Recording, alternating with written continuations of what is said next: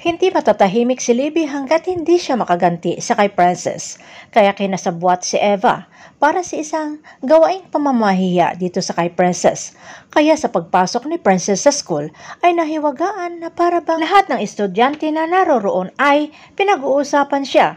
At habang inaantay ang boyfriend niya sa school ay nakita ang isang mugshot niya na magnanakaw umano siya ng boyfriend. Nadatnan siya ni Xavier. Nakitang-kita sa mukha ni Princess ang pagkapahiya at natanaw ni Xavier ang larawan ni Princess. Sa pagtatanong ni Xavier kung sino ang may gawa ay walang sumagot. Kaya si Justin na nagsalita na alam naman ng lahat kung sino iyon. Kinuha ni Princess sa kay Xavier ang tarpaulin at diretso kay Libby para paaminin, pero walang inamin si Libby, bagkus pinagkakaisahan si Princess, lalo ng kaibigan ni Libby, na umano'y magnanakaw itong si Princess at kung ano pang masasakit na salita ang sinabi dito sa kay Princess. Nagbanta naman si Xavier na makarating sa guidance counselor ang pangbubuli nila Libby kay Princess.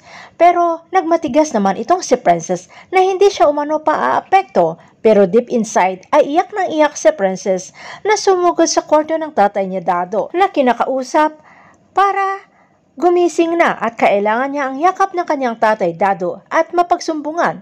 Awang-awa si Xavier kay Princess pati na rin itong si Justin na alam nila apektado masyado si Princess sa pamamahiya ni Libby. Kaya may balak na gagawin si Xavier para linisin ang pangalan ni Princess sa school at para maging maayos na ang lahat. At ito'y gagawin niya bukas sa monthly school address na gaganapin. Samantala, hindi pinalagpas ni Attorney Adrian ang pagbabastos at mga maling paratang ni Raymond sa aligasyon na may relasyon sila Charlene at Adrian at handa patunayan ni Adrian iyon kahit sa ang korte sa napakadumi at makitid na pag-iisip ni Raymond. At sa pag-aaway ng dalawa, mabuti na lamang ay alis to ang mga gwardiya ng restaurant at napigilan ang pagsasakitan nila Raymond at Adrian. Humingi ng sorry si Charlene kay Adrian na laging nadadamay sa gulo nilang mag-asawa.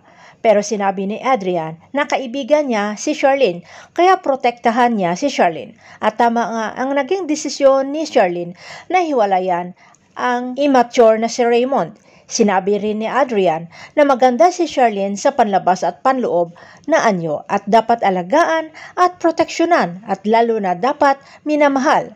Samantala sa pag-uusap nila Mimi at Charlene na kapag matapos na ang annulment ay aayusin na umano ni Charlene ang sarili. Lalo na sinabihan siya ni Divina na napaka-plain at boring. Kaya ayon kay Mimi na the best revenge ay patunayan ng kanyang ate na mali sila Divina at kailangan lamang ni Charlene ang mag-level up at magpaganda at iparamdam kay Raymond na nagkamali ito na pinalitan si Charlene sa kay Divina.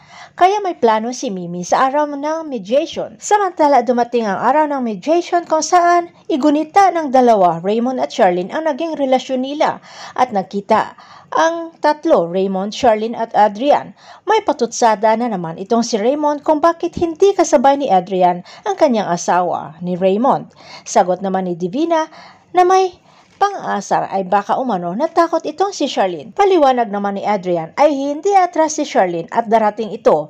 Tama nga, nakasasabi ni Adrian ay dumating itong si Charlene 2.0 na level up na sa ganda at pormahan na halos napalunok si Raymond na gandang-ganda dito sa kay Charlene habang si Divina ay nakasimangot na inis at natalbugan siya ni Charlene. Matutuloy kaya ang annulment gayong kapwa pa nagmamahalan ang isa't isa, Raymond at Charlene? Abangan na lang natin ang mga susunod na episode dito sa Prinsesa ng City Jail.